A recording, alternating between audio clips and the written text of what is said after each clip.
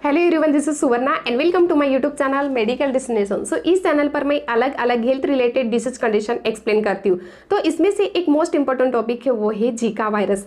Zika virus ये mosquito bite के वजह से होता है। तो आज हम लोग इस वीडियो में डिस्कस करने वाले हैं कि जीका वायरस क्या है। इसकी पूरी जानकारी आज मैं इस वीडियो में देने वाली हूँ, तो ये वीडियो एंड तक जरूर देखना। जीका वायरस का मेन कारण तो यही है, ये मॉस्किटो बाइट के वजह से हम लोगों को होता है और ये कंटेजिनियस डिसीज भी है। अगर प्रेग्नेंट मदर को जीका वायरस का इन्फेक्शन रहेगा तो जो फीटस है, फीटस यानी कि अनबोर्न बेबी है, ये अनबोर्न बेबी को बहुत सारे कॉम्प्लिकेशन होने के चांसेस रहता है।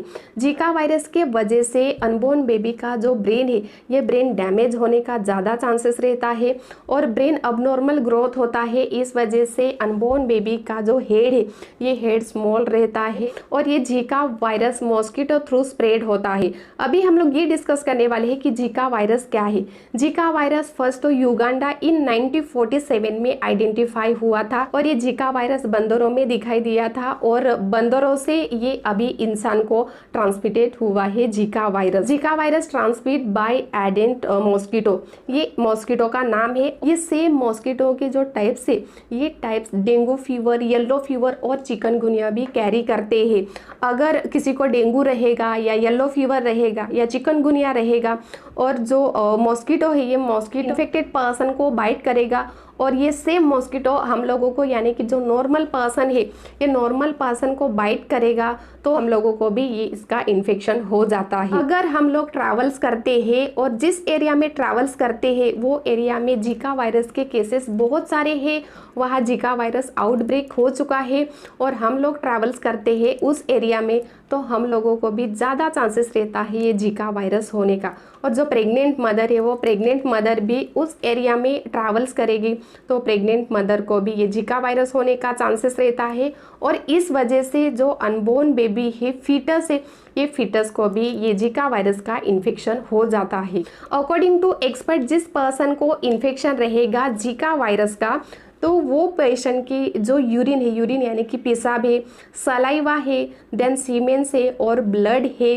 देन आई में से जो फ्लूइड आता है, तो ये फ्लूइड में भी ये जीका वायरस दिखाई दिया है। अभी हम लोग डिस्कस करने वाले हैं कि जीका वायरस के सिम्टम्स क्या है। सिम्टम्स यानी कि लक्षण क्या है। नॉर्मली जीका वायरस के लक्षण 2 to 7 डेज तक दिखाई देते हैं। इसमें फर्स्ट है, इन लोगों को फीवर आता है। फीवर यानी कि बुखार आता है, सर दर्द होता है, जॉइंट पेन होता है और जो मसल्स है, ये मसल्स भी बहुत पेन करते हैं, रैशेस आते हैं और जीका वायरस के वजह से इन लोगों के जो आई है, ये आईज रेड कलर के होते हैं। और मोस्ट ऑफ द टाइम ये जीका वायरस के जो सिम्टम्स है, सिम्टम्स यानी कि लक्षण है, ये दिखाई नहीं देते हैं। अगर प्रेग्नेंट मदर को ये जीका वायरस का इन्फेक्शन रहेगा तो मदर को भी और फीटस को भी, फीटस को यानी कि अनबोर्न बेबी को, दोनों को भी बहुत सारे कॉम्प्लिकेशन हो सकते हैं। फीटस का जो ब्रेन है, ये ब्रेन डैमेज होता है, देन मिसकैरेज होने का ज़्यादा चांसेस रहता है जीका वायरस के वजह से, देन स्टील बर्थ भी होता है। स्टील बर्थ यानी कि जो फीटस है, अनबोर्न बेबी है, ये अनबोर्न बेबी गर्भाशय में ही डेथ हो जाता है। अगर आप लोग प्रेग्नेंट है और आप लोग कुछ भी इन्फेक्शन रहेगा, ये लक्षण दिखाई देते हैं, तो इमीडिएटली डॉक्टर के पास जाके दिखाना बहुत ज़रूरी है। जीका वायरस की अभी तक कुछ भी ट्रीटमेंट नहीं है, जस्ट सपोर्टिव ट्रीटमेंट है। अगर पेशेंट को फीवर है या जॉइंट पेन है तो फीवर कम करने के लिए सब मेडिसिन एडवाइस करते हैं और जॉइंट पेन है तो पेन किलर मेडिसिन एडवाइस करते हैं। पेशेंट को प्रॉपर रेस्ट लेने के लिए बोलते हैं और जितना चाहिए उतना पानी पीने के लिए बोलते हैं और ज़रूरत पड़ी तो आईवी फ्लूइड भी स्टार्ट करते हैं। अकॉर्डिंग टू पेशेंट कंडीशन वो पेशेंट को डॉक्टर ट्रीटमेंट एडवाइस करते हैं। तो ये था आज का टॉपिक, जीका वायरस। अगर आपको आज की जानकारी अच्छी लगी तो ये मेरा वीडियो शेयर करो, लाइक करो और सब्सक्राइब करना मत भूलो। Thank you.